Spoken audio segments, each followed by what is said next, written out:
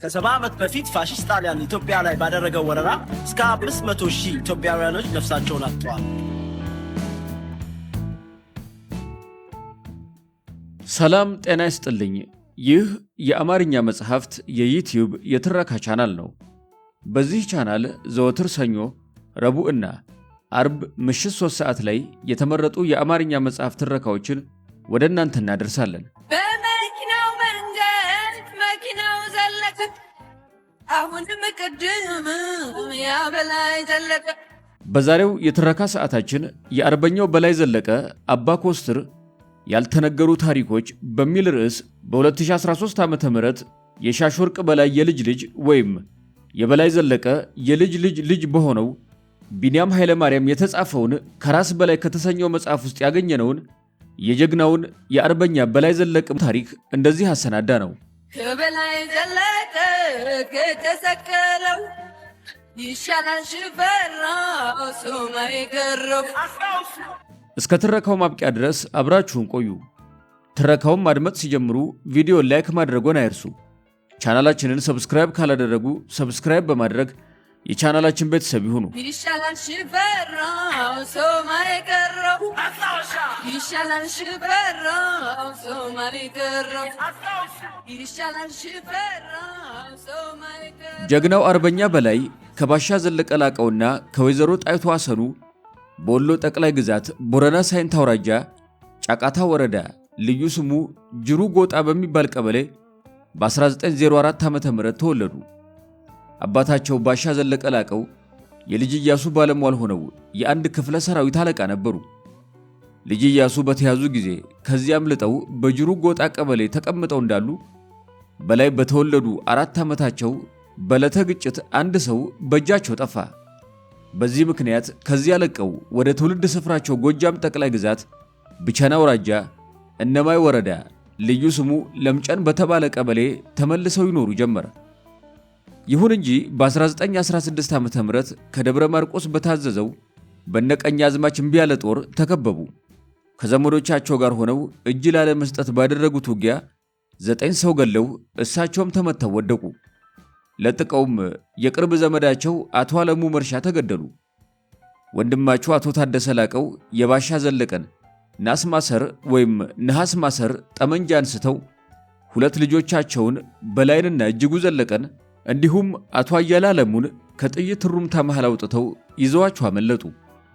ማን ይናገር የነበረ ማን ያርዳ የቀበረ እንዲሉ ወይዘሮ ጣይቱ አሰኑ ሐዘን አቆራምዷቸውና እርጅና ተጫጭኗቸው የእናትነትና የአሳዳጊነት ትዝታቸውን ሲያወሱ እሱ ልዩ ነበር ይላሉ።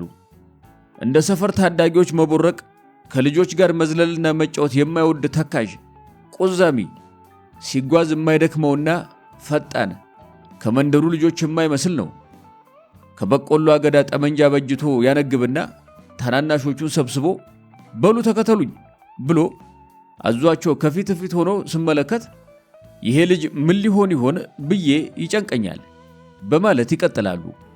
በላይ ታናሽ ወንድማቸውን እጅጉን እያዘሉ በፍቅር ያሳደጉና የቤተሰብ ኃላፊ መሆናቸውም እየተሰማቸው መጎርመሳቸውን ወይዘሮ ጣይቱ በትዝታ ሲናገሩ በሳቅ የታነቀ ትንፋሻቸው ይታገላቸዋል። በብሶት የተንሰፈሰፈ አንጀታቸውን በመቀነታቸው አጥብቀው እያሰሩ ከሞጨሞጨው አይኖቻቸው የሚፈሰውን እንባቸውን በሁለቱም እጆቻቸው እያበሱ ትክዝ ሲሉ ላያቸው ውስጥን ከሚሰረስር የቁጭትና የራሮት ስሜት ጋር ይታገላል። በላይና እጅጉ ለአካለ መጠን እስከሚደርሱ በእናታቸው በወይዘሮ ጣይቱ አሰኔ እጅ በመልካም ስነ ምግባር ታንጸው ያደጉ ሲሆን በጉርምስናቸውም ወቅት ክንዳቸው ሲጠነክር የአባታቸውን ናስ ማሰር ጠመንጃ ካጎታቸው ደጃዝማች ታደሰ ላቀው እጅ ተረከቡ። ከዚያም መፍታትና መግጠም፣ ማለምና ማነጣጠር፣ ተኩሰው ኢላማ መምታት እየተማሩ የአባታቸውን አሟሟት ማጥናት ጀመሩ። እናታቸው ወይዘሮ ጣይቱ አሰኑ መውለጃቸው ቀን ደርሶ በከባድ ምት ተይዘው ቤተዘመዱም በቤት ውስጥ ተሰብስቦ ተጨንቆ እንዳለ በሶስተኛው ቀን ምጡ እጅግ በርትቶባቸው ሲሰቃዩ መውለጃቸው ቀን ደርሶ በከባድ ምት ተይዘው ቤተዘመዱም በቤት ውስጥ ተሰብስቦ ተጨንቆ እንዳለ በሶስተኛው ቀን ምጡ እጅግ በርትቶባቸው ሲሰቃዩ በእንቅርት ላይ ጆሮ ደግፍ እንዲሉ ሌላ አስጨናቂ ነገር ተከሰተ። አንዲት ነብር አጥሩን ዘላ ወደ ምድረ ግቢው ገብታ እያጓራች ስትንቆራጠጥ ታየች። በሁኔታው የተደናገጡት ወንዶች መሳሪያቸውን ደግነው ተኩሰው ሊጥሏት ሲዘጋጁ አንድ አባት ተግበሉ ልጆቼ እሷም ተይዛ ነው ብለው በተጠንቀቅ እንዲቆሙ ብቻ መከሯቸው። ከእኩለ ቀን በኋላ ጣይቷ አሰኑም ነብሯም እኩል ተገላገሉ። ከቤት ውስጥ የጨቅላ ልጅ ለቅሶ ሲሰማ አራስ ነብሯ ግልገሏን በጥርሷ ይዛ ከቅጥሩ ውስጥ ወጥታ ሄደች። ስለ ሕፃኑ መወለድ ደስታ ሆነ። ሲያዋልዱ የነበሩ ሴቶች ሁሉ እልል አሉ። ደጅ ደጁን እየተንቆራጠጡ የምስራቹን በመጠበቅ ላይ ያሉ ወንድሞቻቸውም ፈጥነው ወደ ቤት ገቡ። የተወለደው ወንድ ልጅ መሆኑን እንዳረጋገጡ ከነበረው የምጥ ብርታት ጋር አያይዘው ይህ አስጨናቂ ልጅ ነው፣ ስሙም አስጨናቂ መባል አለበት እያሉ ሲከራከሩ ወይዘሮ ጣይቱ የለም የለም ይህ በላይ እንጂ ሌላ መባል የለበትም ማለታቸው ይነገራል። እናም ሕፃኑ በላይ ዘለቀ ተባለ።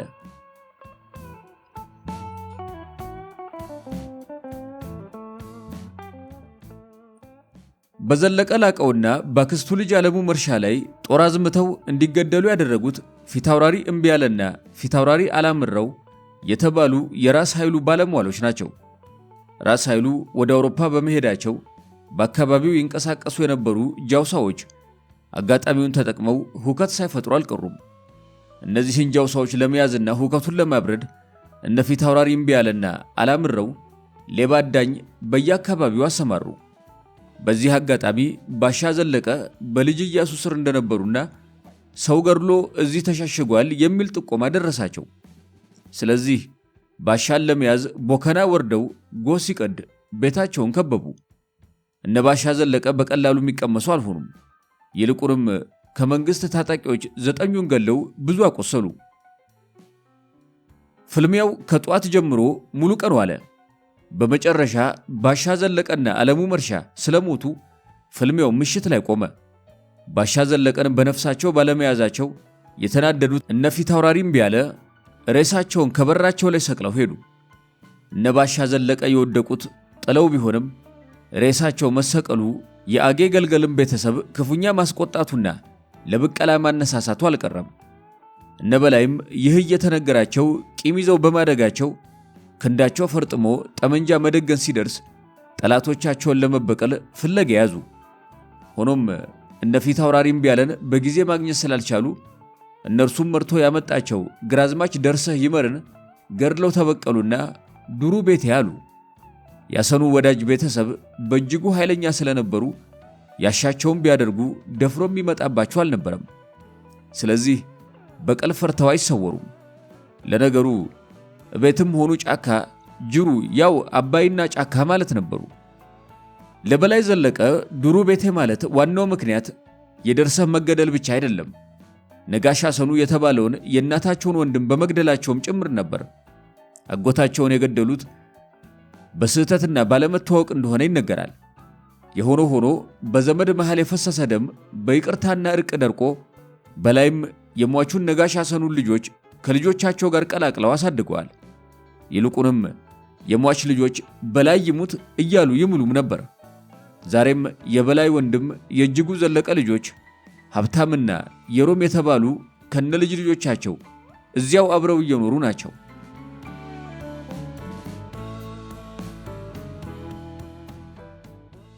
በላይ ዘለቀ ዱሩ ቤቴ ብለው ጫካ ከገቡ በኋላ አለማየሁ ፋንታ ከተባለ ሽፍታ ጋር ተቀላቀሉ።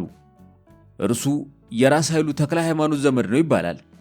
ራስ ኃይሉ ልጅ ኢያሱ ከእስር ቤት እንዲያመልጡ አግዘዋል በመባል ተወንጅለው ስልጣናቸውን ለልዑል ራስ እምሩ ሲያስረክቡና ሀብታቸው ሲወረስ አለማየሁ ፋንታም ሰለባ በመሆኑና ይልቁንም የቅርብ ዘመዱ በልዑል ራስ እምሩ ወታደሮች ስለተገደለበት እንደሸፈተ ይነገራል። በላይ ዘለቀ ከአለማየሁ ፋንታ ጋር በሽፍትነት ብዙ ቆይተዋል። ይልቁንም ሁለቱ ይበልጡ ለመተማመንና ጓደኝነታቸውን ወደ ቤተሰብነት ለመለወጥ ይመስላል አለማየሁ ፋንታ ለበላይ ሸክሚቱ የተባለች ልጁን ድሮላቸዋል። በላይ ዘለቀ ከሸክሚቱ አለማየሁ የሻሽ ወርቅን ወልደዋል። የአለማየሁ ፋንታና የበላይ ዘለቀ ጓደኝነት በጋብቻ ጠንክሮ አብረው ሲኖሩ በ1928 ዓ.ም የፋሺስት ኢጣሊያ ወረራ ተከሰተ።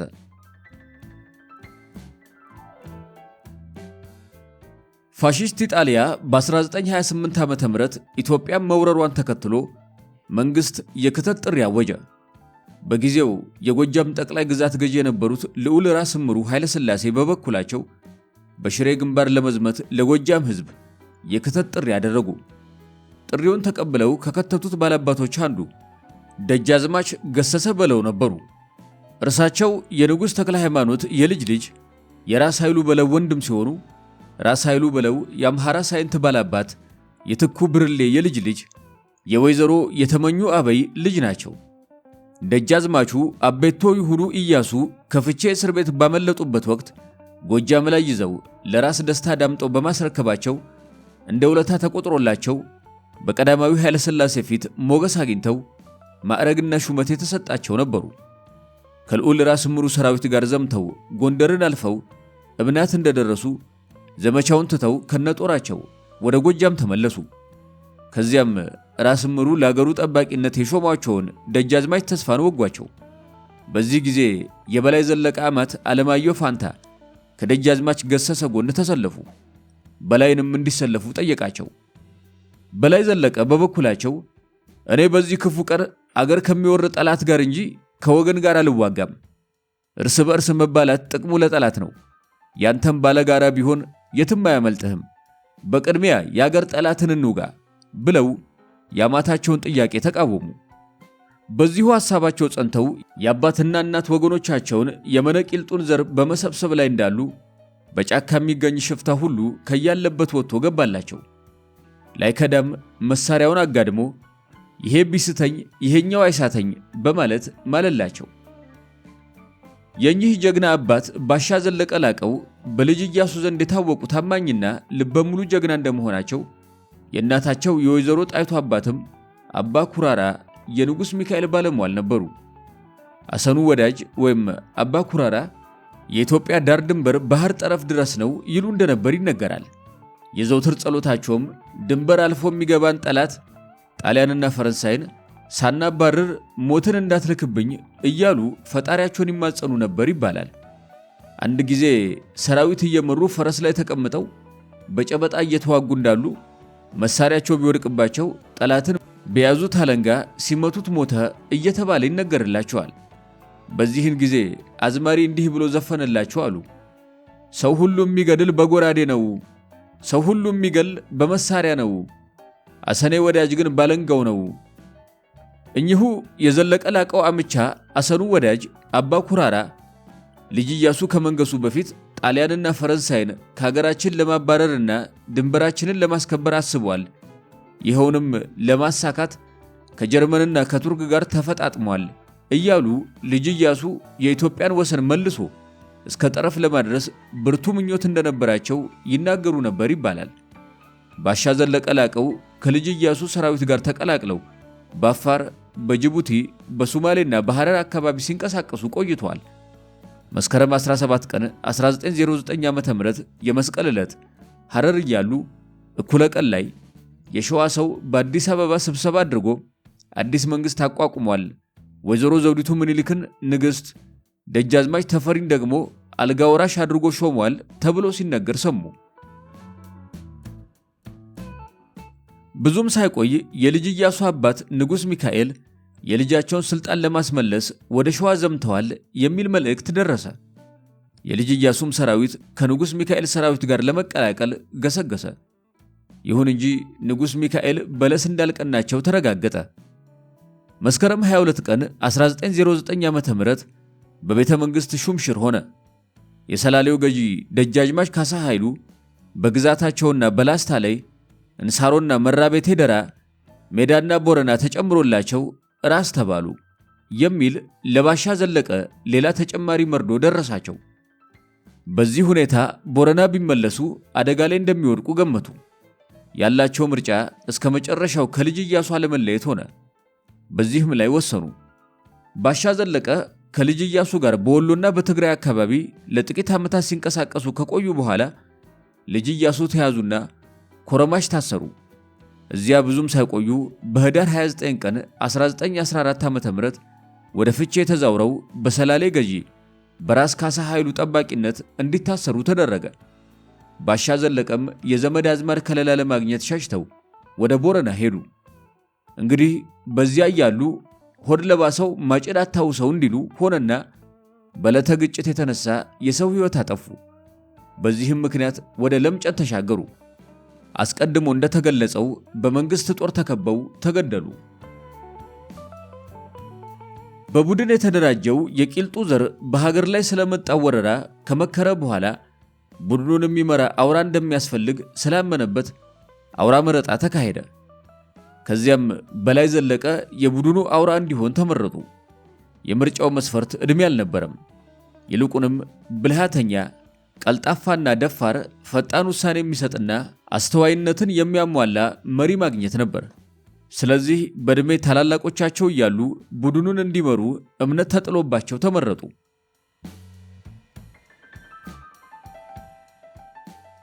በላይ ዘለቀ የተጣለባቸውን አደራ ሲቀበሉ ገና የ24 ዓመት ወጣት ነበሩ። በዚህ ዕድሜያቸው ልባቸው በሀገር ፍቅር ስሜት የተሞላ ስለነበር ወሰን ጥሶ ድንበር አፍርሶ በኃይሉ ተመክቶ የመጣውን የሀገር ጠላት ለመከላከል በቆራጥነት ተነሱ። እንዲመሩት ለመረጣቸው ከ200 እስከ 300 ለሚሆን የአርበኛ ኃይል እንዲህ አሉ። ጎበዝ የአገሬ ጀግና፣ አንድ ዚህ አድምጠኝ። የጣሊያን ፋሺስት እየገፋ መጣ።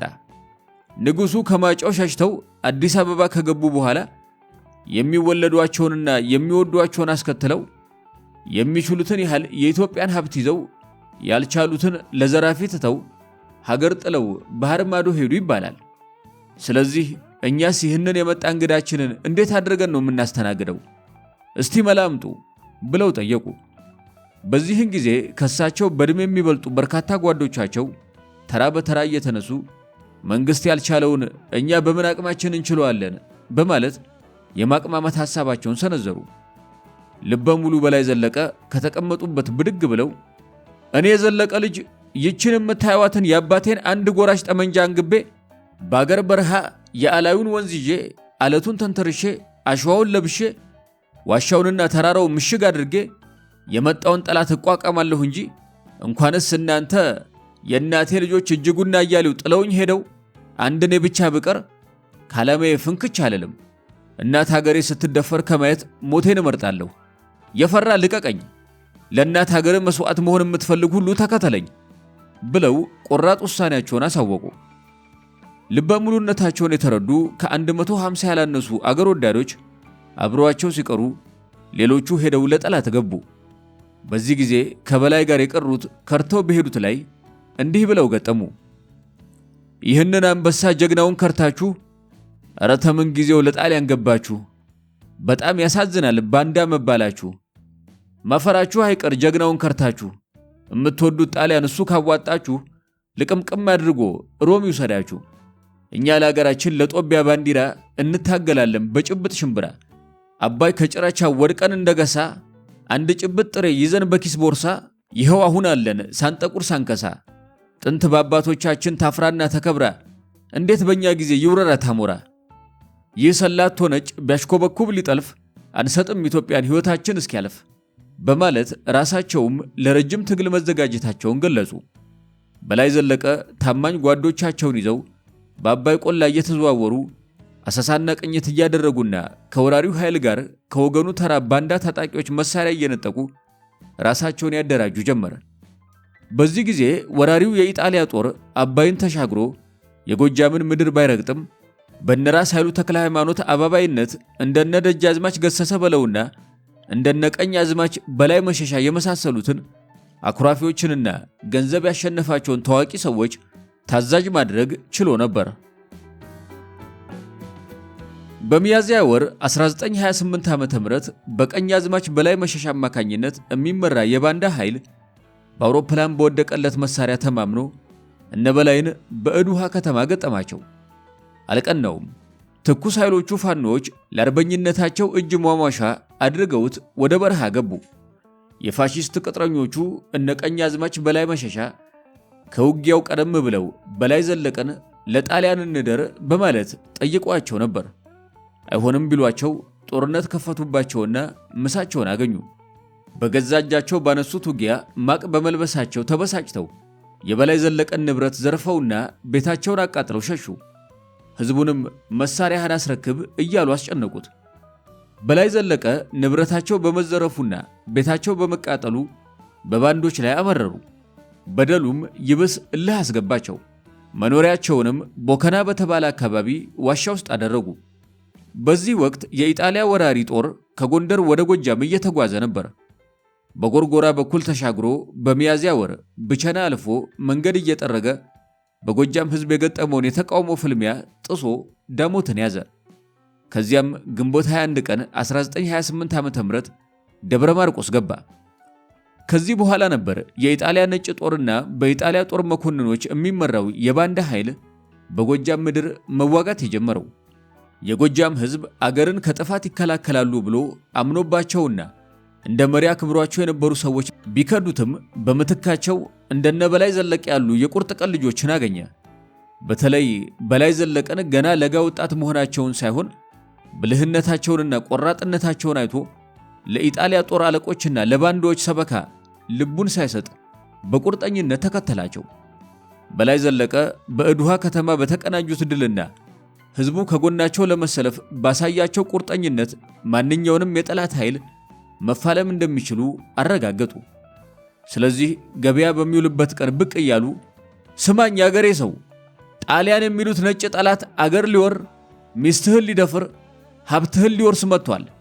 ብቸና ገብቶ መሳሪያ አስረክብ እያለ ነው። መሳሪያህን ለጣሊያን ከምታስረክብ ለአገርህ ብትሞት ይበጃል። ተሰቅቀ ካወረድህም አድረህ እንዳትገኝ፣ ባንዳ ሆነ ከተገኘህ ግን ወየውልህ እያሉ መቀስቀሳቸውንና ማስጠንቀቃቸውን ቀጠሉ። የኢጣሊያ ጦር ደብረ ማርቆስ እንደገባ በምስራቅ ጎጃም ያለውን እንቅስቃሴ ለመቆጣጠር ፈልጎ የጎጃም ንጉሥ ተክለ ሃይማኖት የልጅ ልጅ ወይዘሮ ድንቅነሽ ኃይሉን በሰኔ ወር 1928 ዓ.ም የለምጨን ጉል ተገዢ አድርጎ ሾማት። ወይዘሮ ድንቅነሽ በባንዳ አለቆችና ወታደሮች ታጅባ በከፍተኛ ክብር ለምጨን ገባች። ከዚያም የፋሺስት ኢጣሊያ አገዛዝ መልካም እንደሆነ አብዝታ መስበኳንና ተልዕኳን የሚያሳካ የፖለቲካ ሥራዋን ወዲያውኑ ጀመረች። እነ በላይ ዘለቀ መርዟን እንድትተክል ጊዜ አልሰጧትም። ለምጨን በገባች ጥቂት ሳምንታት በኋላ በተጠና ሁኔታ የጥይት ድምፅ ሳያሰሙ በሦስት ዙር አጥር ውስጥ የነበሩ ጠባቂዎቿን በሙሉ ማርከው እጇን ያዙ። ከቤቷ ውስጥም 65 የነፍስ ወከፍ መሳሪያዎች፣ 2000 ጥይቶች፣ በርካታ መርትሬዛ፣ ጠገራ ብርና የወርቅ ቁሳቁሶችን ወርሰው እርሷን እንደ ወገንና እንደ እናት ተመልክተው መክረውና ማስጠንቀቂያ ሰጥተው በሰላም ወደ ዋሻቸው ተመለሱ። ወይዘሮ ድንቅነሽ ኃይሉ በደረሰባት ዱብዳ ተደናግጣና የነበላይን ማስጠንቀቂያ ክብራ አካባቢውን በፍጥነት ለቃ ወደ ብቸና ተመለሰች። የኢጣሊያ ጦር አለቆች ይሆናል ብለው ባልጠበቁት ቅጽበት የሹማቸውን መባረር በሰሙ ጊዜ በጣም ተበሳጩ። በላይ ዘለቀም በጎጃም ውስጥ የመቀመጫ እሾህ የግር እሳት እንደሚሆንባቸው ተገነዘቡ። በአንጻሩም ወይዘሮ ድንቅነሽ ኃይሉ በዓይኗ የተመለከተችውን ያለ ኮሽታ በሰላማዊ መንገድ በለጋ ወጣቶች የተፈጸመውን የጀግንነት ሥራ ስለነበራቸው ድፍረትና ቆራጥነት ለእርሷም ያደረጉላትን ምሕረትና የሰጧትን ክብር በግራሞት ስታወራና የነጋሲ ዘር ተወላጅ በመሆኗ በጉል ተገዥነት ተሹማ የጠላት መጠቀሚያ መሆኗን ስትጸጸትበት እንደኖረች ይነገራል። በላይ ዘለቀ ሰውን ለመምራትና ለማስተባበር ስጦታ ያላቸው፣ ብዙውን ሰራዊት እንደ አንድ ሰው ለመምራት የታደሉ ባለሙያ ነበሩ። ስለዚህ የክተት ጥሪ ባስተላለፉ ዓመት ባልሞላ ጊዜ የአገራቸውን ጠላት እንደ ሰደድ እሳት የሚበሉ በርካታ አርበኞችን ለማሰለፍ በቅተዋል። የበላይ ዘለቀ አዲስ ገባ አርበኞችን ማሰልጠኛና የሰራዊታቸው ጠቅላይ ሰፈር በብቸና አውራጃ ልዩ ስሙ ቦከና በተባለ ስፍራ ነበር። ጠላት ይህንን ሰፈር በወሬ አቀባዮቹ አማካኝነት አወቀው። ከዚያም ጦሩን አዝምቶ አርበኞች በሰፈር ውስጥ እንዳሉ አደጋ ሊጥልባቸው መጠጋቱን የአርበኞቹ ሰላዮች ደረሱበት። ጉዳዩን ለበላይ ዘለቀ ሲያደርሱ ጠላት ሊከበን ተቃርቧል፣ ሰፈራችንን ለቀን ወደ ኋላ እናፈግፍግና አመቺ ቦታ መርጠን ይዘን መልሰን የማጥቃት ዘመቻ እናድርግ አሏቸው። እርሳቸው ሳይደናገጡ በጦር ሜዳ መነጽር አሻግረው ሲመለከቱ የጠላት ጦር ቀለበት ውስጥ ሊያስገባቸው ባሸጋጋሪው በሚገኘው ደን ለበስ ተራራ ላይ ሲተራመስ አዩት። ወዲያው የነቃና የተዘጋጀ ጦራቸውን ሰብስበው እኔ ዘለቀ ልጅ ይህንን የመሰለ ድግስ ገፍቼ ሳልጠጣው ወዴት አፈገፍጋለሁ? የጋራ አባታችን ኢትዮጵያን የመራው ጀግናው አጼ ካሌብ ከሀገሩ ውጪ ሰራዊቱን ይዞ እየዘመተ በወራሪዎች የተያዙ ደሴቶችን አስለቅቆ እንዲሁም ባህር ማዶ ተሻግሮ ግፈኞችን እያንቀጠቀጠ በናዝራ የሚገኙ ህዝቦችን ነፃ አውጥቶ ገናናነቱን በራሱ ሀገርና በውጭም አስመስክሮ አልፏል። ይህ ብቻ ለመላው የኢትዮጵያ ጀግኖች ዘላለማዊ ኩራት ነው። እኔም የካሌብ ልጅ አባቴ ለነፃነት ሰርቶ ያለፈውን ድል በአገሬ በኢትዮጵያ ላይ ዛሬ ያለ ጥርጥር ደግመዋለሁ። ወደ ኋላ ፈግፍጌ የአባቶችን ታሪክ ማሰደብ ለኔ ውርደት ነው። ዛሬ እያንዳንዳችን የኢትዮጵያ አርበኞች በጣሊያን ወራሪ ጦር አንገት ላይ የምንቆምበት የተመረጠ ቀን ስለሆነ ብርሃንንና ጨለማን በህግና በስርዓት የሚመላለሱት ፀሐይና ጨረቃ እንኳን ጠላቶቻችንን ትቢያ እስክናለብስ ድረስ በሶማ በረሃ ላይ ቆመው ለድላችን አጋዥ እንደሚሆኑ ጥርጥር የለኝም ብለው ሲናገሩ የሶማ በረሃ የጠበሰው ገጻቸው በፈገግታ በርቶ ይታይ ነበር። ይህንን ንግግራቸውን ያደመጠ አርበኛ ሁሉ በጋለ ስሜት ወኔው ገንፍሎ እንደቆሰለ ነብር ተቆጥቶ የሚገታው ኃይል ጠፍቶ ከቁጥጥር ውጪ በመሆኑ ግድቡን እንደጣሰ ማዕበል በፈረስና በእግር ገስግሶ የፋሺስትን ጦር አጥለቀለቀው። ከአየር ላይ የሚወርድበትን ቦምብ ከጉዳዩ ሳይቆጥረው ጠላቱን እንደ ስንዴ ክምር መሬት ላይ አስጥቶ አበራየው። በዚያን ዕለት የጀግኖች እናት የኢትዮጵያ ምድር ተጨንቃ ዋለች። ጀግኖቹ አርበኞቿም ድልን ተጎናጸፉ። መሪያቸው በላይ ዘለቀም ከድል በኋላ ግብር ሲያበሉ ባደረጉት ንግግር እንዲህ አሉ። እናንተ ነፃ መብቶቻችሁን በግፍ የተገፈፋችሁ በእናት ሀገራችሁ ላይ መድረሻ ያጣችሁ የኢትዮጵያ አርበኞች በእናት ሀገራችሁ ጠላት ላይ የተጎናጸፋችሁትን የዛሬውን ድል የኛ የውስን አርበኞች ብቻ ሳይሆን ድሉ ለትውልዳችን የሚሸጋገር ታሪክ ሲያስታውሰው የሚኖር ሕያው ሙያ ስለሆነ ልንመካበት ይገባል። ወራሪ ጠላታችንን ከመላው የኢትዮጵያ ግዛት ላይ ጠርገን እስክናወድም ድረስ በዚህ አሁን ባገኘነው ድል መዘናጋት የለብንም።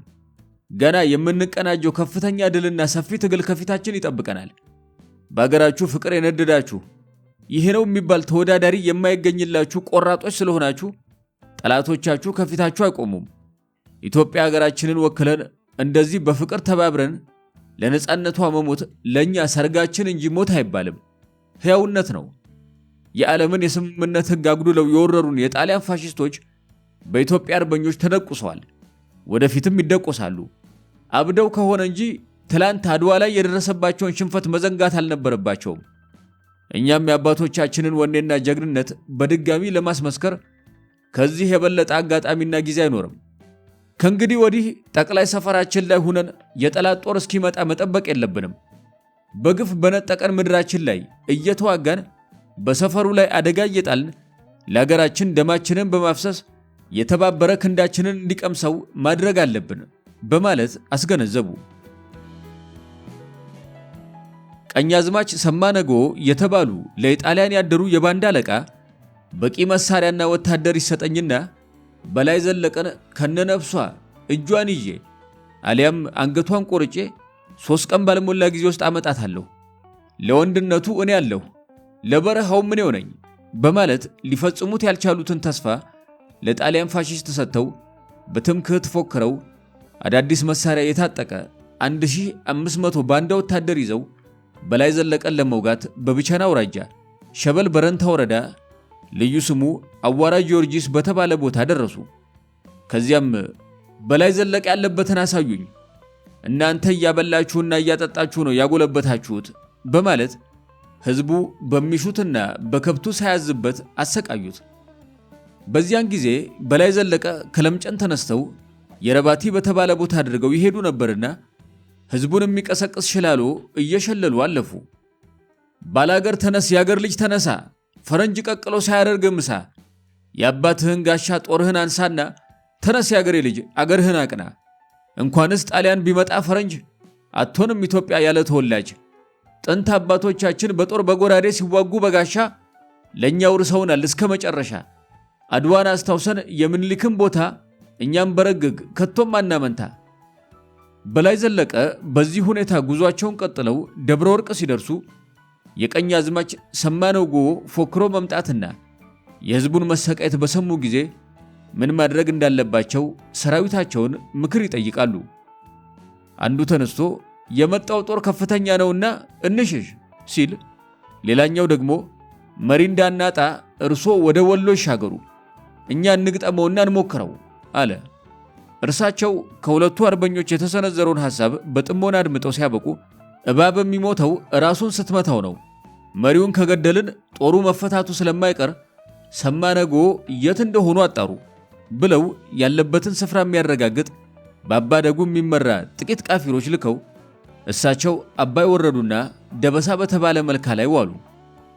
የስለላ ተልእኮ የተሰጣቸው ቃፊሮች ሰማነጎ ባረፈበት ግቢ የሚገኙ ጎጆች ጥግ አድፍጠው በሚጠባበቁበት ወቅት ከንጋቱ 11 ሰዓት ላይ ግብር ውሃ የምትወጣ ሴት ካንዱ ጎጆ ወጣች።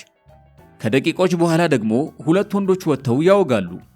አንደኛው ዛሬ በህልሜ እዚህ ቦታ ላይ ብዙ ደም ሲፈሳየው ሲል፣ ያኛው ኤዲያ የምን ደም ነው የሚፈሰው ብሎ ተጨማሪ ቃል ሳያወጣ ሰማነጎ መስሏቸው አባደጉ ግንባሩን ይነድሉታል።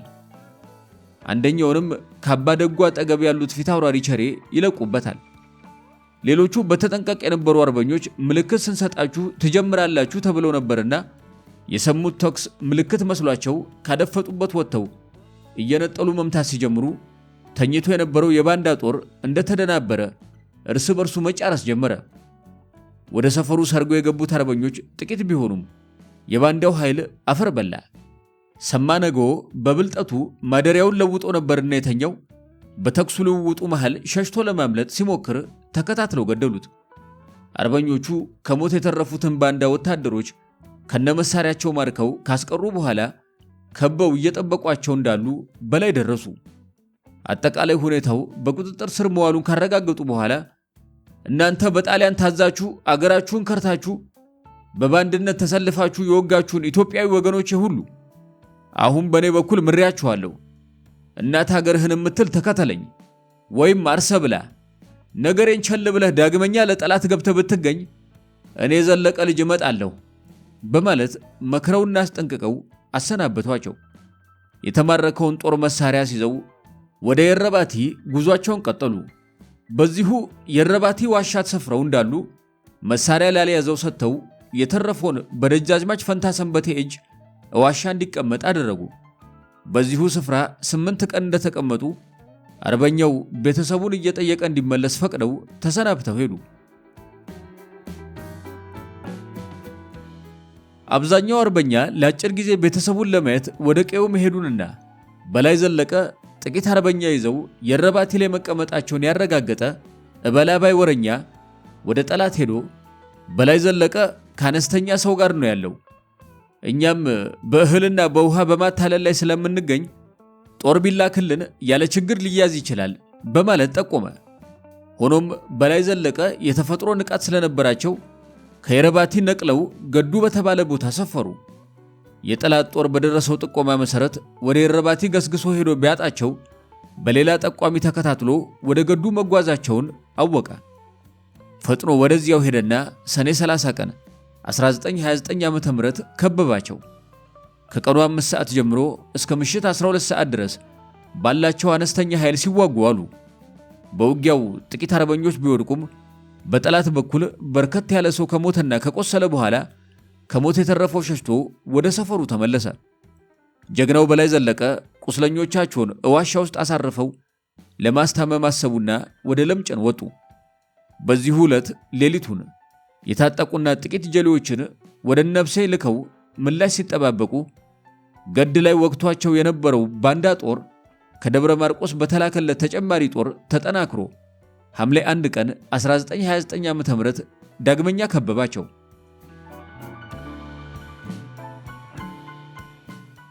ከበባው የበረታ ነበርና እስከ ሐምሌ 4 ቀን 1929 ዓ.ም ድረስ እህልና ውሃ ማግኘት አልቻሉም። ለዚህ ከበባ ያበቃቸው ቁስለኞችን ከነህይወታቸው ትቼ አልሄድም በማለት ገድ መቆየታቸው ነበር። ጠላት ይቅረበን ቢቀርበንም እኔ ሳልተኩስ እንዳትተኩሱ፣ እኔ ተኩሱን ከጀመርኩ በኋላ ግን ጥይታችን እስኪያልቅ ድረስ የኢትዮጵያን ጠላት በየግንባራችንና በየጣችን ረፍርፈ ነው ለሀገራችን ብንሞት ታሪክ ሲያስታውሰን ይኖራል። የነገሌ ልጆች ጥይታቸው እስኪያልቅ ድረስ የኢትዮጵያ ጠላት ገድለው ሞቱ ሲባል ለቀሪው ወገንም አኩሪ ነው ብለው ለጓዶቻቸው ትዕዛዝና ምክር ሰጡ። ኋላም ጠላት ተጠግቶ ተኩሱ ሳይከፍት በላይ ወደ ነፍሴ ወርዷል የሚል ወሬ ስለደረሰው በፊሽካ ተጠራራና ከበባውን ትቶ ወደ ነፍሴ ገሰገሰ። ነፍሴ እንደደረሰ በላይ ዘለቀ ቀድመው ያዘጋጁት የአርበኛ ሰራዊት ውጊያ ገጠመው። ወዲያው ድል ሆኖ እየሸሸ ወደ ኋላ ሲያፈገፍግ ወቅቱ ክረምት ነበርና ጫያ የተባለ ወንዝ ግጥም ብሎ ሞልቶ ኑሮ እየሸሸ ያለውን በርካታ ጦር ከነመትረየሱ ውሃ በላው። የተረፈው ጥቂት ጦር ብቻ ደብረ ማርቆስ ገባ። በላይ ዘለቀ አነስተኛ ጦር ይዘው እዚያው ገድ ሆነው ቁስለኞቻቸውን ሲያስታምሙ እሳቸውም ታመው እዋሻው ተቀመጡ። ለታናሽ ወንድማቸው ለደጃዝማች እጅጉ ዘለቀ ቁጥራቸው ከ50 በላይ የሚሆኑ አርበኞችን ጨምረው በረንታ ለሚገኘው ጉይ ጊዮርጊስ ቤተክርስቲያን ህዝቡ እንደተሰበሰበ የሚነገር መልእክት በደብዳቤ ላኩ። ይድረስ ለሸበል በረንታ ህዝብ፣ ከዚህ ቀደም የጣሊያን ፋሽስት እዚሁ ቦታ ላይ 40 የሚሆኑ ቀሳውስትንና ዲያቆናትን እንዲሁም መነኮሳትን ሰብስቦ በላይ ዘለቀን ካላመጣችሁ በማለትና ያለበትን አለመጠቆማችሁ ለጣሊያን መንግስት አለመገዛታችሁን ያስረዳን ብሎ በመትረየስ እንደፈጃቸው ሁላችሁም ታውቃላችሁ። ስለዚህ ለጣሊያን ፋሽስት ከመገዛት ለአገር መስዋዕት ለመሆን ሽማግሌ በጸሎትህ፣ ጎልማሳ በጉልበትህ ተነሳ፣ ታጠቅ፣ የአገሬ ጀግና ተባበረኝ። ደብዳቤው ለህዝቡ ከተነበበ በኋላ አንዳንዶች ወንድሞቹ ለስብከት መጥተው እንደሆነ ነው እንጂ በላይ ሞቶ 3 ጊዜ መቃብሩ ተከፍቶ ታይቶ ተረጋግጧል እያሉ አወሩ።